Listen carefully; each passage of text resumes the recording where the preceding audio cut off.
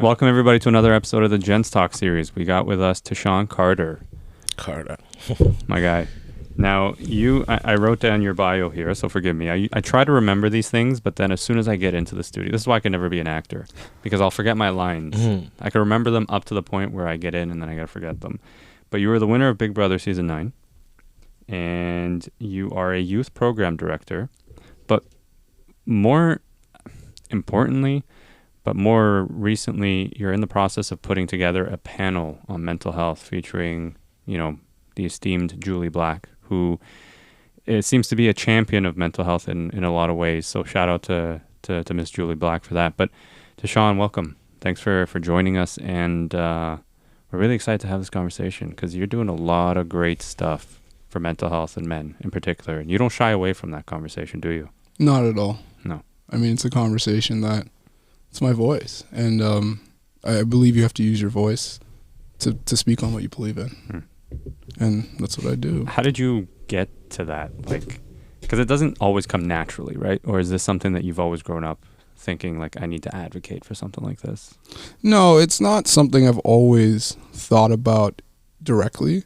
I mean, there's a couple of things that led to it. Well, first, I read a book it was called For the Love of Men. It was by Liz Plank, and it talked about toxic masculinity. And I think that was my first time ever being exposed to that topic, and just talked about how men struggle so much emotionally, but we're conditioned and raised not to express ourselves. And after reading that book, it just sat in the back of my mind. Now, fast forward to Big Brother. We can get into it a little bit. I won Big Brother Canada, came off that show, supposed to be a high point in my life. Just had won $100,000.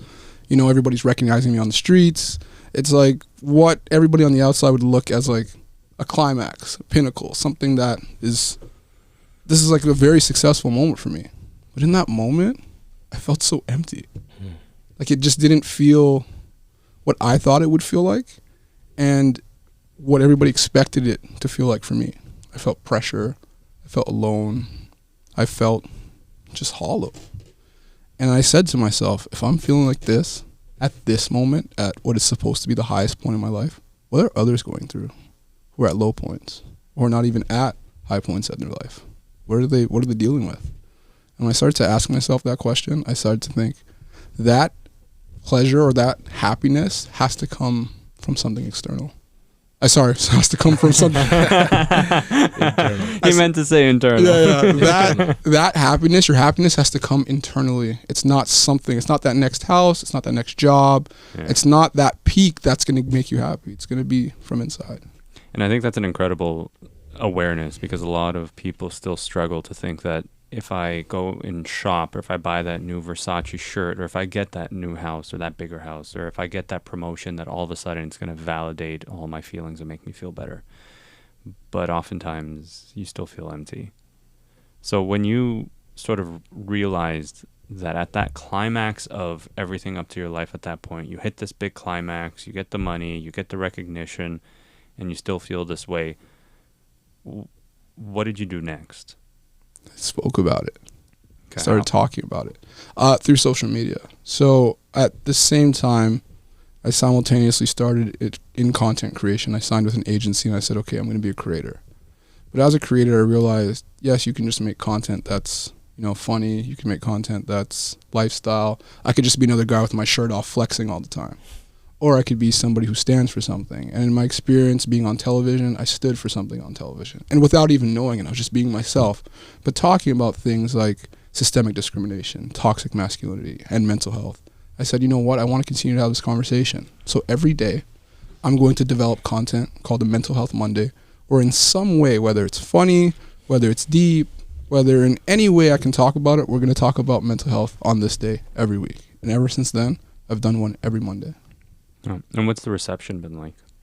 I mean, the reception has been shocking to me. People reach out to me all the time, even today, personally, to tell me your posts about mental health have helped me get through tough times. Or I like how you're advancing the conversation. Or I never thought about things like that. Like one of my friend's moms told me how she deals with her son differently now because of the conversations that I'm having, because of the things I'm opening up about. So I'm seeing that, there's so much power in the conversations that we're having now on my platform. And do you find people in your circle are more receptive to those conversations? Like they see you as the guy that talks about mental health, but do they engage in those conversations with you? What's actually really funny is, yes, my hard friends actually participate in the conversation too. And you'd be surprised on how they do it. Like they find their creative ways of being like, well, how's your mental health? And like as a joke. But then I'll answer them seriously. And then we'll engage in a conversation, which kind of shows that vulnerability breeds vulnerability. And from having these vulnerable conversations, I can see that, you know, people all around me, even in my close circle, are talking about it now, where we never would have before. Everybody was so hard and fighting all the time, or carrying this, I don't care, I'm good, I'm always good. But now it's not like that at all. We talk about things, and we're a little bit more open, and it's changed the composition of all of our friendships. For the better. For the better. How do you deal with, so you have no friends that like weren't just still, because I have a couple of friends too, then it's just some of them are still very not talking about it. And it's like, you can only talk when both people are on the same page to talk, right? Or open the door, and if they try to open up and budge and they give you nothing, so it's pushback. So how would I deal with my friend who is very closed off, very, very closed off, and not open to opening up? I mean, it's not all of us that are always ready all at the same time, and we can't expect that, right? And I think in dealing with someone who's closed off is, I think you got to set the example. Like you got to open up to them before they can open up to you.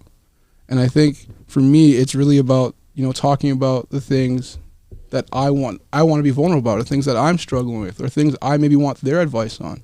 And in doing that, I find over time they seem to open up and come around to it, because they start to not feel so alone in the things that they're closed off to. Because a lot of times when we're closed off, it's because we feel like no one understands us. We're the only one going through it. No one gets me. But the more you open up to someone, the more likely they are to open up to you. So you're saying start with vulnerability? Yes, 100%.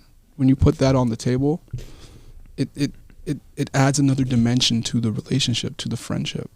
And what do you tell guys who look at that, or you know, they approach this sort of vulnerability and they say, you know, I can be vulnerable, but if I did it, I'm still going to be looked at as weak or less of a man, which in and of itself I find is a form of toxic masculinity to think that way. But for the guys that are still resistant to it, who want to make a change because they know they need it, but they don't have that right first step, what could they do if they don't have someone around them to push them? They don't have someone around them to push them to be vulnerable. Yeah. What could someone do? I think, well, speak to a professional. I mean, counseling is another option that a lot of us act like it's ruled out. Like you have to be crazy to go to counseling. If you don't feel comfortable making that step to the outside world and being vulnerable with someone who you don't know, try it with someone who's actually, they do this. Have a conversation with someone who's a professional. Interview a couple counselors and see how you could have a conversation about, you know, the things that you're going through, the things you may not feel comfortable opening up to others about. How could you do that? Because they'll give you the tools and the techniques that may be right for you. Because not all of us are the same. So then, what is the best route to getting, someone to talk to? Because you look at it and be like, it's so expensive, or I don't have the time, or just, you know, what is a good way to break that barrier if it's too expensive for somebody? If it's too expensive, yeah. How to deal with it? How to still find somebody to talk to. Like, are there resources that you would recommend? Outside of paying for therapy. Yeah. Because, you know, like it's, a lot of guys already have the hesitancy to go to therapy, and then you tack on the fact that they have to pay for it, and they're like, you know what? I'm just not going to do it. But they still, you know, if there wasn't that barrier, they might consider it. I want to say I'm not super familiar with the adult resources that are free, that are out there, but they do exist. I just can't give you off the top of my head what they are. I know for kids, there's Kids Help Phone. That's like an example, but I know there's an adult version of that. What age does the kids one end at? I want to say it ends at 18. Okay. Which is good for young men in the prime years, or their impressionable years. What what sort of motivated you to do the panel? Like to build out this panel and get these speakers? Like you're really focusing on championing this cause, and what sort of gets you to put something like this together, and like what are you hoping to achieve from something like that? Well, I want to continue to advance the conversation, but I think what made me really want to put the panel together was, yes, I do Mental Health Mondays every week, but there's something about that, being a creator, you don't feel like you're actually in the room with people, touching them, interacting with them, being face to face with them. And there's so much power when you're in a room with someone versus, just being online, having a voice. So I wanted to, have a message that was in person and that people could attend and feel and touch and be a part of physically.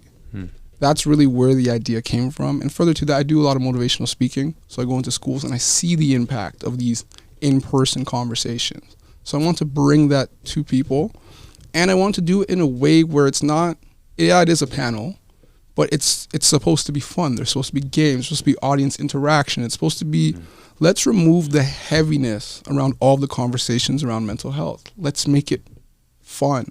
Because when we can laugh about something, it means we've advanced the conversation, if we're being real. So it's really about getting it to a place where we can have authentic, real, vulnerable conversations, but they still are not heavy and dark. Let's make everybody feel included. And I think that was the goal. How do you get to that heavy and dark phase, though? Like to really pull that layer back and peel that onion and really dig into those, and maybe just from your own experiences in relationships and friendships and with family, like how do you go about doing that? Repeat what? So how do you get into those dark places? And what I mean by that is, how do you dive into the really hard conversations with your people? So whether it's someone you're seeing or a family member or a friend, how do you sort of get yourself ready to have those really tough conversations? The ones that a lot of people tend to avoid because they don't want the possibility of conflict. I think for me, I have to visualize myself having the conversation. Okay. I have to think about what I'm going to say or what I want to achieve to get me in the mind state of having that conversation. To be honest with you, actually tonight, I'm meeting with somebody who's really close to me in my life, who I have to have a very difficult conversation with. And for me, I've just sat there and visualized what I want to say, what do I want to achieve, and where it's coming from, right? What's my intent? And I believe that when you root what you want to achieve in your intention, so my intention is to love this person, to care for this person, and want the best for this person, then your intentions are coming from a good place, and the conversation will be coming from a good place. So now, because I'm visualizing it and I have a good intention behind it, that is my way of diving deep into it. It's not, I don't want to go into it trying to attack somebody. I don't want to go into it trying to start a fight. I want to go into it really talking about how I care about someone and the love I have for them and where I want to see it go and what I think is best for the relationship or for them as a whole in total. It's very, because I'm speaking like in general terms, I don't want to really expose the whole situation. I was trying to stay on the edge of it. But it's like that's kind of how I go into it. I visualize myself having the conversation and really think about my intention behind it. So like you really plot out the whole convo, to a degree, but you plot it out so that you can, I guess, choose your words a little more carefully, because people become sensitive to words when it comes from somebody they know they care about. 100%. And that's kind of why I plotted out. So I am using the right words and that I'm not offending them or having them feel attacked, right? But I think it's the visual part that's really helpful in having those deep and dark conversations, because if you don't have them, you carry them, you hang on to them, and they build up and things bottle up, and then you end up having that conversation out of turn or at a time where you don't really want to have it, and that's what causes conflict. So you'd say that there's a time and place for conversations. Like you shouldn't just have them because you're feeling them. You should actually try to pick the right time to have it. I think depending on the context, but yes, I think time and place is ideal when dealing with any situation, right? It's not, because when you do it just in the moment that you're feeling it, you might be reactive and not really thinking things through. Okay. And like both people have to be on like the same page too. Like as much as you want to like talk about it, the person's got to be okay. Like, but I feel also too that you should, depending on what the emotion is, bring it up early, right? Because like the earlier you bring it up, when it's fresh on your mind, you can see, even if you get that raw emotion, whatever that raw emotion is, you say it, because sometimes you reserve it's like, and you double back on what you're saying. It's like, well, now I don't know, but if you felt it at the moment, say how you feel at the moment, then work through that after.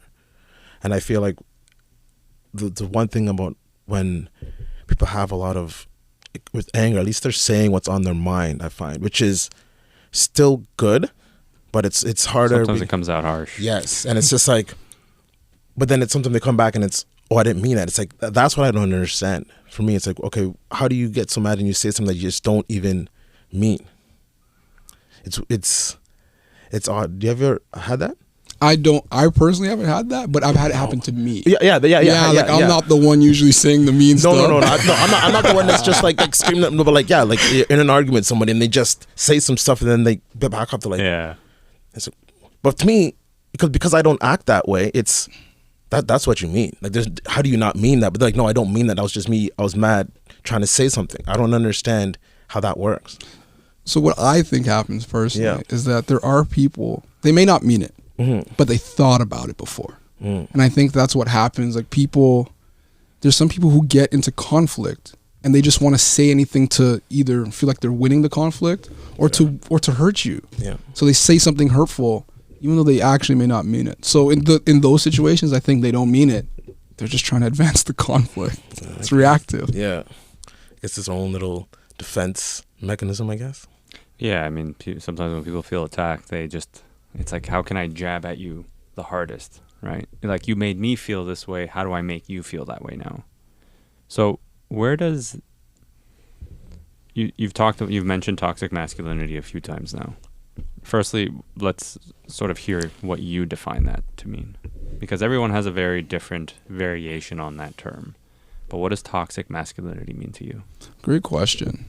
I think I'd define toxic masculinity as, not feeling your emotions to the point where it becomes detrimental to you and your surroundings.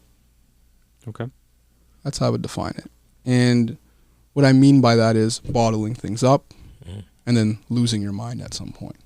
Or, not taking care of your health because, you always feel like you're supposed to be good. Like a lot of men, don't go to the doctor regularly. Why? Because we're supposed to be good. I told my buddy today and I saw him, like, go get a physical, man. I saw his kids, I'm like, yo, go get a physical. I got mine booked for next week. I just went. I'm going. We were talking. Good, man. You got to, like, that's something too that's so simple because it's free here, right? And it's just get a physical, just check it out, man. And why wait until you're sick? Yeah, and then it's especially I don't know why it's so hard to get a physical for men. Like, why is like I don't understand. We're supposed to be good. We're supposed to go through pain. You ever play sports? You play through that pain. You're not supposed to be hurt. And it's like that. Like, I get injured too much. Maybe that's like I'm injury prone, man. I don't like it, but I am. Tore my Achilles. So I feel like I'm always having to go to the doctor for something anyway. So like now it's scary though, man.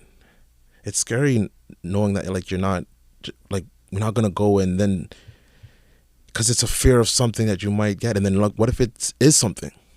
Wouldn't you want to know? Don't you want to know? Yeah. Like I just went. There's a cyst on my testicle, and it's just like it might not be nothing, but at least now I know. Yeah. And it's from years before too, and there's been nothing. So now at least now I know to check on it again. Yeah. Right. If I never checked on it before, and you go through this time, then it's something happens. Like, oh, it came out of nowhere. It's like, man, like there's certain steps you got to take, and it's hard, man. I always try to tell, just get a physical, man. Like it's. You want to know something crazy? If something was wrong with their car, they're going straight to the mechanic though. Isn't that insane that we treat our cars better than we treat ourselves? So how do we change that? Like, how do we actually change that narrative, that conversation? How do we get more men to stop treating their cars better than themselves? We keep having conversations like this. So it's repetition. It has to be. Because, like, think about it. Even something as simple as, I I've been having stomach problems for years. My belly just hurts. But it was just like, my belly just hurts. Like, I don't know, whatever. And then I finally decided, you know what, I'm going to go to the doctor and see what's going on. And last week I had a colonoscopy. And I shared the fact that I went and got a colonoscopy. Do you know how many people reached out to say to me, you know, my belly's been hurting me for all this time, but I never want to do anything about it. And like the thought of having a camera go up inside of them was just like, no one was interested in that. It was like, this is your health. Save your life, man. It could save your life. But me sharing that opened the door for others to see, okay, wait a second. I'm having stomach problems too. It's not that bad. It's not that difficult. It's not that hard to go get checked. But it's like we have to keep having the conversations, because without it, people will think that they're just alone. And I thought I was alone. I thought I was alone with my stomach. I thought it was normal. Hopefully it's nothing serious. No, it ended up being, well, they didn't find anything. But I honestly think it could be stress. But at least now you know there's something to check on. Now at least and it's also too, now at least you know it's nothing. Yes. Right? Instead of, now because your mind, if something's hurting, you don't go, you still, I don't know what's going, you start Googling, go on the WebMD, and now you think you're dying. And it's like, you know, you think you're dying. And it's like, at least now you know, good or bad, you know. That's the thing. That's what I feel like is the main thing. Good or bad, you know. And then at least you know is different, because when you don't know, your mind's going to go up, it's going to go down, but like it's going to go everywhere. Mm-hmm. And at least you could stress on what you know about, opposed to stress on what you don't fucking know about. And it's totally different. Like, well, on the topic of stress, I'm very curious, because as a content creator, as a motivational speaker, as a program director, as, you know, a person putting together a panel, and this and that and this and that, and the list just continues, and it never seems to get smaller. It only seems to get bigger as more and more people demand more and more of your time. How do you balance your mental health with your ambitions in your career and your passions? Because there's a lot of yeses involved and not enough no's. You know, that's something that, if I'm honest with you, I'm on an ongoing journey on it. To tell you that I had all the answers and that I figured it out today would be me lying to you. It's constantly, the balancing is an act. Like, it's not a exact thing where it's like, okay, this is the formula, this is what works. And what I noticed that started happening with me is I started, you know, this mindfulness routine. So I'd wake up, I would write in my gratitude journal, I would read, I would journal, I would meditate, I would work out. And what I noticed started happening in that routine is I started doing it as a checklist rather than having a period of mindfulness. So it started becoming, okay, did I meditate? Sick. Okay, did I do journal? And it was like I was doing this in this allotted, rigid time slot so that I could just get done, so I could say I did it. And it started taking the joy and the actual purpose out of the whole thing of why I was actually doing it. I was doing it to give my mind a break, but I started timing it. And in doing that, I think I was defeating the purpose of it. So in dealing with stress and dealing with having all these things on my plate, I'm still figuring that out. And mindfulness is a part of that, but I also have to realize I need to say no. There's a power in saying no, which we were talking about. I have to learn what I can say no to and what I can say yes to, and start having more free time for myself and not scheduling things back to back to back. Counseling or therapy, I started doing that again recently because I stopped for a bit thinking, well, I'm good now. I'm good now. I don't need it. I'm good. I've been talking about mental health. I'm always talking about it. I'm good. But I do need that moment to have that vulnerable conversation with, you know, a professional to give you just a different perspective, a different outlook on things. So oftentimes you're generally around people who are going to acknowledge the things you're putting out, but sometimes you need that one person who can just be like, no, let me show you exactly what reality is right now. Super neutral. Yeah, exactly. 100%. Yeah. So like for me, it's not, I don't have the full answer. It's an ongoing journey, but I think for everyone, it is a journey, right? It's like having a fitness journey, right? There's going to be a time where, you know, maybe you're doing a lot of cardio to lose weight, but then you lose the weight and maybe you're not doing as much cardio. You want to build muscle. You know what I mean? Like there's stages to your mental health journey, just as there's stages to your physical health journey. And for me, I think I've entered a different stage now where I'm trying to find a new balance because the old methods are not exactly working for me the best anymore. And on the days where you don't feel motivated, you don't feel like getting up out of bed, you don't feel like taking the call or doing this or that, what do you do to help get yourself out of that funk? It depends on the day. So when was the last day? When was the last day I was feeling demotivated? Might have been Monday. Fuck, I was gonna say mine was Monday too. I swear, I'm like mine was Monday. Mine are Fridays. Mine was Monday. I struggle on Fridays. I look at a Friday and I go, like, a lot of people are like, oh yes, it's Friday. I get to go out. I get to relax. For me, I'm just like, I'm so tired by Friday because I put so much into the week that I'm just like, I'm demotivated from doing very much. And I'm like, oh, you know what? I can just pick it back up on Saturday. And then Saturday, I'm like, oh, I get upset because I didn't do enough work on Friday. The guilt. Yes, the guilt is real. That one's I hate it. I think mine is Monday because like Tuesday is my best day of the week. So I think it's like I can really sit in some stuff knowing that no matter what, Tuesday is going to be a good day, man. We film on Tuesdays. Tuesday's the good day. So it's like, let me just really sit in this shit on Monday. Because no matter how I'm feeling, waking up on Tuesday, I'm like, film day, it's good day. Like, you know, so like, I know I can, it's like knowing that this day is here allows knowing that it's going to be a good day. Like, there's nothing that's ruining my Tuesday. Right? So like, if I'm, like, no matter how bad I'm feeling on a Monday, it's like, okay, I can go like really sit in this stuff because I know I'm going to get up. I know Tuesday's going to be nice, man. You know? Yeah, so knowing like, that, yeah. And it's just like that consistency with that Tuesday being that day. That's why like I really like to sit in that shit on Mondays, man. Sometimes. Not all, but like, you know, it's just like, and that's why I like think Monday was like the last day too, man. But that's a great technique that you're talking about, though. Yeah, I've never thought about it that way. The highlighting something that's coming up and sitting in what you're feeling, knowing that I'm going to be good because you're looking forward to something. It's a good day, yeah. So it's a sense of gratitude in a weird way where it's like, I'm grateful that Tuesdays are great, but I'm going to sit in what I'm feeling on Monday. Yeah. That's interesting. Because you're dealing with it. You're dealing with it because I know Tuesday is going to be good. Yeah. Right? And it's just like, so I'm like, yeah, because I know I'm like, I know when I wake up, it's like going to, okay, no, I know it's going to be a bad dream tonight because but I know it's a dream. Right, so because I know when I wake up Tuesday morning, like, oh, okay, you're gonna get ready, you're gonna go to the gym, start filming. That's Tuesday, right? At least that's what Tuesday's supposed to be. Regardless of how Tuesday goes, so I know waking up, that's how it is. So what happens on the days? What happens when we don't film on Tuesdays? I don't sit in it every month. It's not like I plan to sit in one, but like I know if like some days you really want to sit in your stuff, and if it comes up on Monday, I will like. Doing if it's Tuesday, I'll still try to sit in it because it's still a day off. Like it's not even just the filming. So Tuesday's always been my day off for I guess so long. Even I work in the restaurant, because you can't take Friday off, can't take Saturday off, can't take Sunday off. I'm like, no one ever's gonna have a problem with Tuesdays. You know, like even like I took like a salsa dancing class. That was Tuesday nights. I was playing football. It was Tuesday. Like, everything seems just Tuesday night. Seems the night I take out the restaurant. Nobody cares. All right, so even then, it's still my day off. It's still my me day. It's like, you know, it's still my I guess my day. All right, so yeah, for so long, I guess. Yeah. How do you deal with the guilt?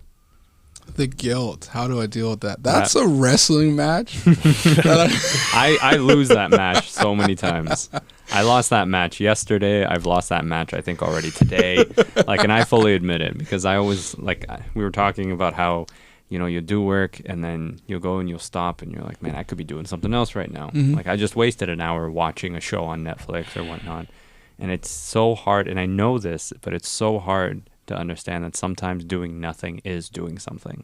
It is. But I still feel the guilt and I feel like I'm not working hard enough and that there's someone out there working harder than me. And if that's the case, then I'm not working hard enough. How do you deal with that? Because I suck at that. There's a couple things. The first one I would say is trusting your body. If you really don't feel like doing something right now, it could be your body's telling you shouldn't be doing something right now. Take some time to rest. Trust your body. And then secondly, I look at what I've already accomplished, right? A lot of times, like, we've done so much thus far. We deserve a break. We're allowed to have one. And if I remind myself of my past accomplishments and I just trust my body, that's my way of wrestling the guilt. It's like, look, well, tell the guilt, look what I've done. And also tell the guilt, my body's feeling tired. It's okay. But I don't always win that battle. But those are the two things I lean on to help fight it. Yeah. It's a struggle. Especially when you've got a passion for something that you're doing too, right? Because then you're just thinking to yourself, oh, you know what? I really could. It's not just work.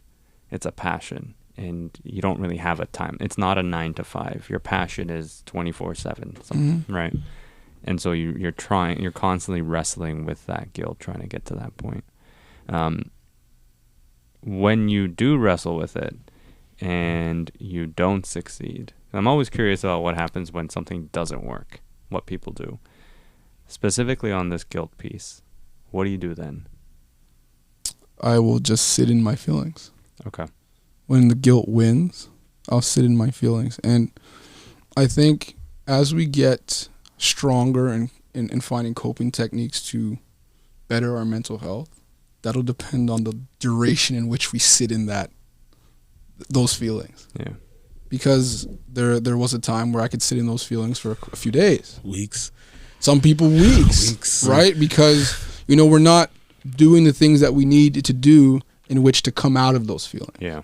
And that's the thing, too. When you're sitting in that dark place, you sometimes have to ask myself, am I doing the things in order to feel better? Am I doing the things I need to do in order to feel better? And you got to figure out what those things are for you. Yeah. Like, what are those things that make you feel good? Have you tried doing them? Like, for me, it could be playing ball, talking to my friends, listening to a motivating podcast, maybe watching even a funny episode of Fresh Prince. Yeah. Something to just change the mood. To change the mood, change the flow, change the energy. Because sitting there feeling bad for yourself isn't going to just change because you're just sitting there feeling bad for yourself. Something has to spark that change. And you got to try things sometimes. Yeah. And now I want to sort of ask you about a conversation piece. Obviously, recently, with the news around Twitch's passing, it's something that I think really emphasizes and highlights how much more work is required. Because not all that long ago, he had posted a video of him seemingly happy and dancing, and to the outside world, life is fantastic. Very similar to what you said, where, to the outside world, everything was fantastic, but you didn't feel there. And it seems as though, and I don't want to speak for him, obviously, but it seems as though there were dark demons there. What work or what more do we need to do to stop men from doing this to themselves? Because we're losing too many of them. And we're losing them for reasons that I feel personally could have been stopped a long time ago. That's a great question. And I'm not sure that I would have the full answer to it, but I'll tell you my thoughts. I don't know what Twitch was going through. And I'd be lying to you if I could tell you what. I don't even know. I have no idea. But what I will say is that it was clear that he was holding something in. And he didn't have the space to let that something out. And that tells me a few things. He didn't feel comfortable to share that he was in that dark place with whoever was around him, because that hadn't become normalized maybe in his life. So I think for me, what do? We have to open up spaces for us to be able to be vulnerable and have conversations, right? So having a conversation like this today about things that we deal with is one thing. And also having communities in which where men intentionally talk and have conversations that are vulnerable is another thing we can do. Men's groups, in sports, let's talk about it more. Let's have more men's camaraderie. It's hard in sports. It can be difficult in sports, but sports is a lot about they talk about mental health, just not in the ways in which we always see it. We talk about believing. We talk about dealing with wins and losses. We speak about it, just we don't look at it always through a mental health lens necessarily. Okay. But it's there, right? I just think we need to shift our perspective a little bit in how we speak about vulnerability. But it's not, I'm giving kind of abstract kind of solutions, but I really believe we keep having to have the conversation and have more spaces where men can have that conversation. And I think that can look a lot of different ways. What can partners do in a relationship? Because I think about his story, and obviously he was married, I believe, yes, with kids. You would assume, and again, this is purely an assumption here, that somewhere in there, the partner could notice something. Whether she didn't, is besides the point. Now, in your own relationships, what can a person do to support their partner, to encourage them, even when everything is seemingly okay? Because it's almost like we deal with a problem when the problem arises, instead of stunting it before it becomes a problem. So, what do you have? Do you have thoughts or suggestions on what we can do in that scenario? When you seemingly don't know what your partner may be going through. Like to maybe continue to encourage that conversation. So my girlfriend and I, for example, obviously whenever there's a situation, we open up a free space to talk about something, right? There's a problem, someone's unhappy about something, life is just throwing you a curveball. And then even when everything seems okay, there's still the occasional, I know where everything is good, but I just want to check in. How you feeling? What's going on upstairs? What are you thinking? Right? Because sometimes you're processing things and it doesn't necessarily come out, visually speaking, in the form of stress or frustration or anything. Is there anything like that you've come across that's worked for you or that you can recommend to others? I think, to be honest with you, what's always worked for me is the fact that I read on toxic masculinity. I think that was a big part. I educated myself on it a little bit, which made me feel more comfortable opening up on it. Where do you go to learn about toxic masculinity? I picked up a book and read it. Okay. Right? What was the name of the book? It was called For the Love of Men. Okay. And it was by a lady named Liz Plank. Okay. And in reading that, I saw the importance of opening up. So when you speak to a partner and what a partner could do to better support someone in this, I think is firstly giving them the space to open up, and understanding that they may not be ready when you're ready, but giving them the space. That's one. Two, maybe being vulnerable and opening up to them as well. Like the technique of starting with vulnerability. I always find vulnerability breeds more vulnerability. So if you're able to be vulnerable, then that person will likely reciprocate that. But I think those are two things, even just to start. And then three, I always recommend people go to therapy. I think, in your life, it's important going to a doctor regularly. It's important seeing a financial advisor regularly.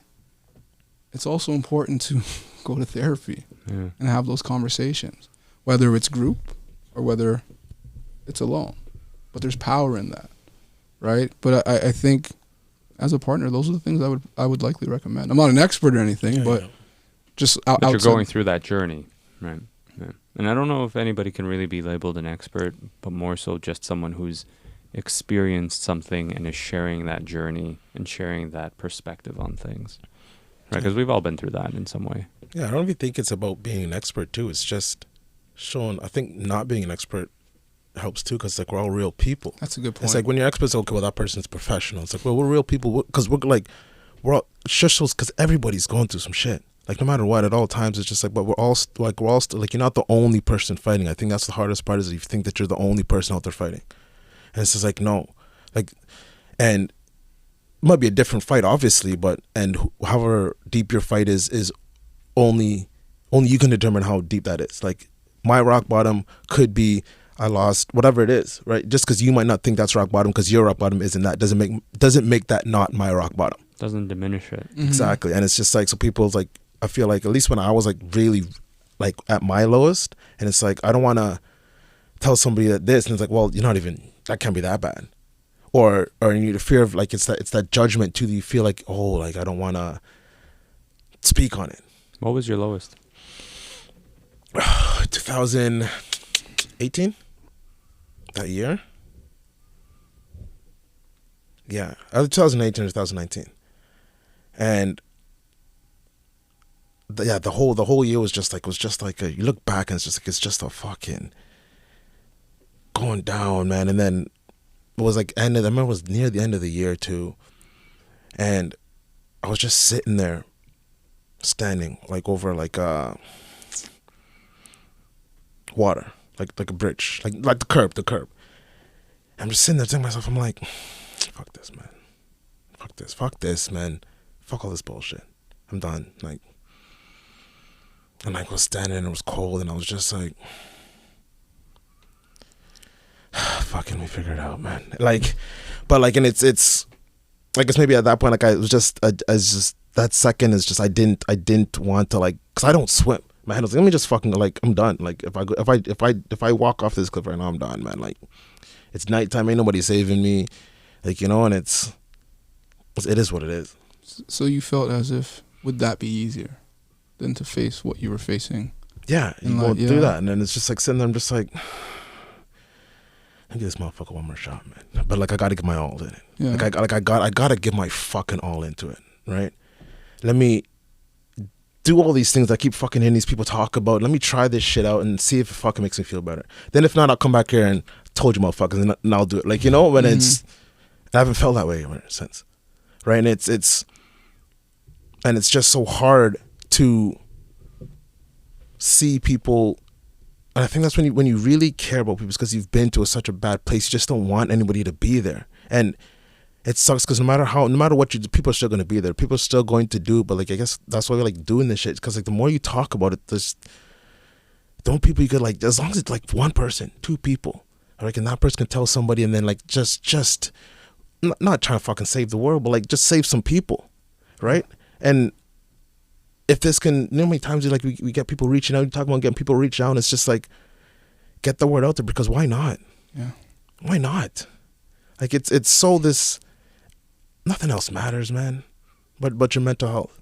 Like nothing else but what you're going through really fucking matters. And it's we try to put bells and whistles on other shit that, like, it doesn't matter. Like, you know, your health, your mental health, physical health, spiritual health, whatever spiritual realm you're in. Like, why not just work on that shit first? When you start feeling good, then start working on some other things, and because everything else will start falling through. Right? I felt that, right? Because, wow, thank you for sharing that. Like, yeah, honestly, I felt that resonate with me, just because, you know, I've known to have, I know what it's like to be in those moments where you think, would it be easier just to not be here and be fighting? Because it feels like, you know, every day you're just fighting.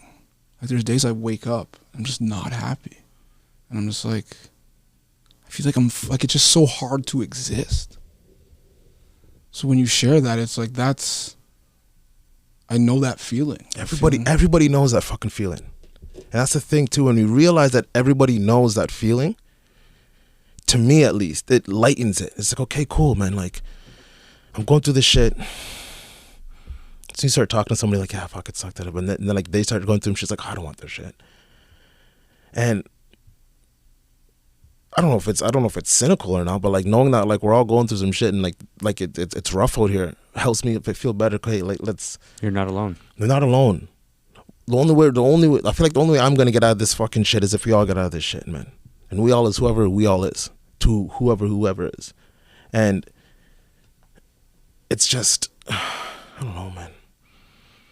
It's like, I don't know. Well, it's funny you say that, like you feel like you need to be part of a group, if you will, to get out of it. I read something today that said the anxiety, the anxiousness, all those feelings that you feel inside create this scenario where you overvalue the problem, and you underestimate your ability to deal with it and get out of it. And that if you actually took a moment to allow yourself to breathe and to really break down that problem one by one, because like you said, you got out of it, right? If you break down those problems one by one and you start to tackle them, almost like a checklist, you just start checking them off, And you start to realize that you have the ability, you have the strength to overcome these things. I think if we apply stuff like that more, we don't give in to the fear and the anxiety and the anxiousness and the negativity that comes as a result of a problem, right? And I think that was something that resonated with me, because I was looking at it like, there were times where I'm like, man, I don't know how I'm going to overcome A, B, and C. Like, it's insurmountable. There's just too many problems happening all at the same time. I don't know how I'm going to deal with this. I'd rather just literally bury my face in my pillow and not do anything. I'm just going to lay down. I don't want to deal with it. I don't want to talk to anybody. I don't want to do nothing. Maybe I'll go play video games, but I don't want to do shit. And then you realize that you're just kind of running away from it, because in reality, like, the one thing I will say is, don't sell yourself short, right? Because you're all powerful enough to actually deal with these things. If you weren't powerful enough to deal with them, then you wouldn't have these problems in the first place. That's what I believe. And you always come out on top, as long as you remind yourself that what you're feeling in that moment, if you can just sit with it, if you can overcome that initial fear, depression, anxiety, that initial feeling of like pain, and then you have a clear mind, you can tackle those. Now it's I know how easy that sounds, believe me, but I think you're proof of that, right? Yeah, it's always I don't know, it's always easier to like imagine that, because I always just live in a world like it's not me. Like, now it can happen to me, not gonna be in that situation. It's not me, and it's hard, and it's then when it happens to you, it's weird, because like then it happens, you think you're the only person that's going through that shit. And that's why, like, when we do this, and it's like, I think just talking, when I hear people talking about stuff that they're going through, and really, really talking about it, and saying, okay, well, fuck, if that person can talk about that shit, maybe we're gonna talk about my shit a little bit, like, you know, my shit ain't that bad, like, you know. But like, whenever you hear somebody else's problem, you always think, fuck, I don't want that. Yeah. I don't want that. I don't want that, man. I don't want that. As bad as my shit is, I want nothing to do. Let me keep my shit. Like, you know, but that's also why, like, you talk about these things, then same thing, like, you start to value your own shit. Like, you know, and knowing that, okay, they're going through something, I know somebody else is going through this, and we can go through this. You know, I not be going through that, but maybe I've been through that. Or I know somebody who has been that. Maybe you guys connect, or maybe, you know, and just opening that, because it's such a small world. Just use it for good. Like, you know, like connect people on that realm, right? There's this business, you know, friendships, but like, hey, man, like, I know somebody that's been through some shit like that. You want to talk to them. And usually when you go through shit, you always want, like, people, like, as we're all open, like, we're all open to talk about stuff, just talk about it. So having the right group of men around you, I think, is super important. Mm-hmm. Do you have a solid group of men that you can turn to in different moments? Like, 'cause sometimes you need to lean on the guy who can give you really good advice. Then you need to lean on the guy who can be equally vulnerable with you. Then you need to lean on the guy who's really good at, you know, offering differing perspectives on things. Do you have sort of that kind of relationship going for you? Yeah, and I've started to. It didn't happen overnight.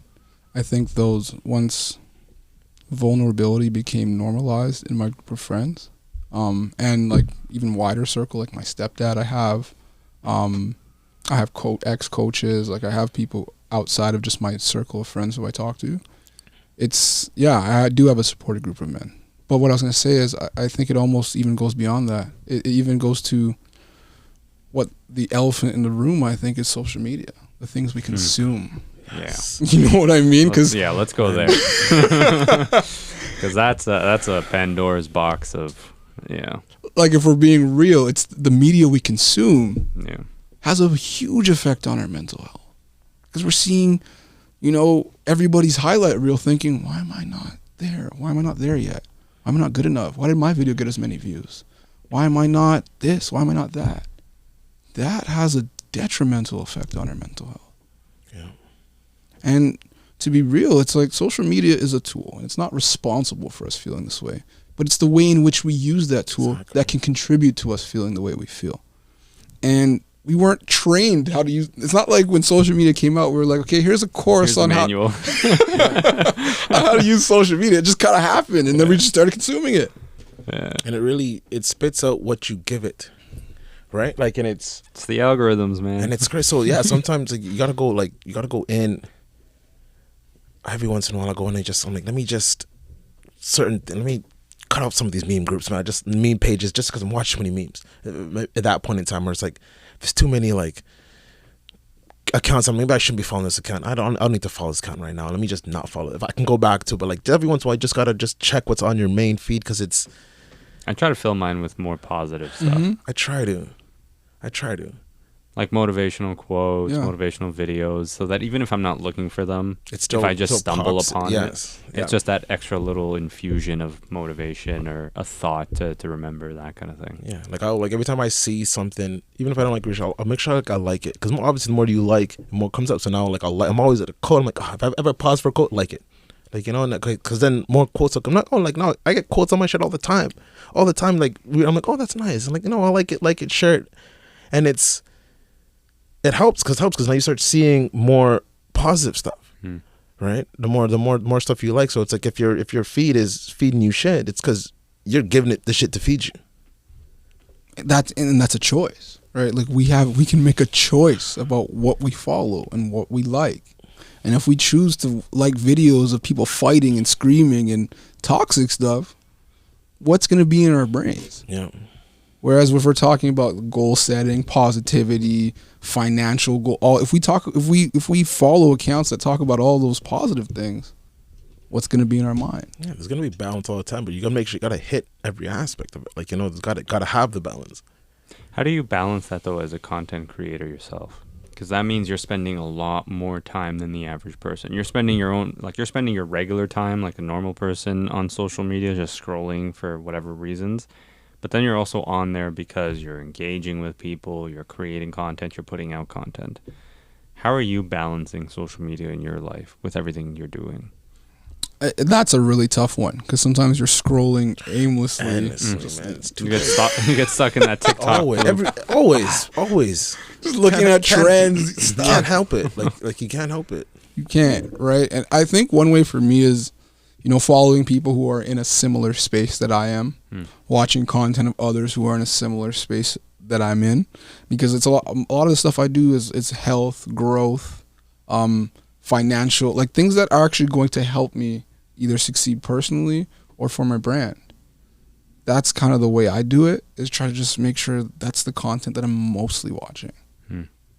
But yeah, I'm on social media more than most, and I know I have to take my breaks. I used to take before I was a content creator, I used to take 3-month breaks from social media. You have to, like, I've never done that. I've taken a 1 month break multiple times. I think the most I've taken maybe 2.5. But yeah, like when you say break, you're talking no social media at all. No, like accounts deactivated type of thing. Or delete the app off my phone. Okay. So I can't even go on it. And I've taken a few actually over the last couple of years, but they weren't intentional. Like when I was on the Amazing Race Canada, there were no phones, so there was no social media. When I was on Big Brother, there were no phones, so there was no social media. But I did notice how light I had felt just not having it. Yeah, right? I took a week off when I went to UK. The first week I took off. I was felt good, man. But like, it's also like, because now we're working, it's like it's hard when social media is part of your brand. It's tough. So you're saying because now you don't take any breaks off because you obviously have to be on and. Now I can still take, like, because we have scheduling software, apps now, so I can schedule stuff and take a couple days off, right? But what I want to do, what I've been working toward doing, is actually doing a silent retreat. So maybe for a couple of days, no phone. I want to do a silent retreat. No speaking, no anything, and just be one with yourself. Because I noticed after having tried being in silence for a bit, I realized how creative I became, the things I would reflect on in my life. It was eye-opening what you become when you don't have a song to listen to, or something to scroll through, or something to watch, or something. You become so in tune with yourself and your surroundings. So that's something that I want to do now. Just that get I've rid of all experienced the external noise. If you're gonna do it, let me know. Like I've done, like I had like the mindful blindfold, and I was in it for hours. Is it the one where you soak in the in the tub? Yeah. Oh, the floating. Oh, yeah. like the Flotation sensory- therapy. Floating's nice. Like Sensory I've done, depth- like yeah. yeah, and then like I was in Costa Rica, and I did, like I had a few exercises. A couple of them were like some silent exercises for an extended period of time too. But like a whole like, and when I came back, I'm like, I want to do like a weekend. Like it would be like you come in on the Thursday, whatever, and you just there's no like. Let me know, man. I mean, Like I might have to let's- schedule and then let's figure something out, man. I'm like I want to. It is. I wouldn't say a bucket list item because I don't have a bucket list, but it's a going to do item. It's on my going to do item. That and I'm going skydiving next year. I'm going skydiving next year. That is next year, but like I do want to do a silent retreat, man. You should try to do the silent retreat at the same time you do the skydiving. See if you can Can't- hold it you in. can't, yeah. Unless I can cry in silence. I don't know, but yeah, silent retreat, man. yeah. That's awesome. So what do you got? What else? I'm losing my words here. What else you got going on? Besides all the things I'm All already the doing. things, yeah. What have we not talked about that you got coming up? So there's a couple things I'm in the works of developing. I want to develop a wellness program.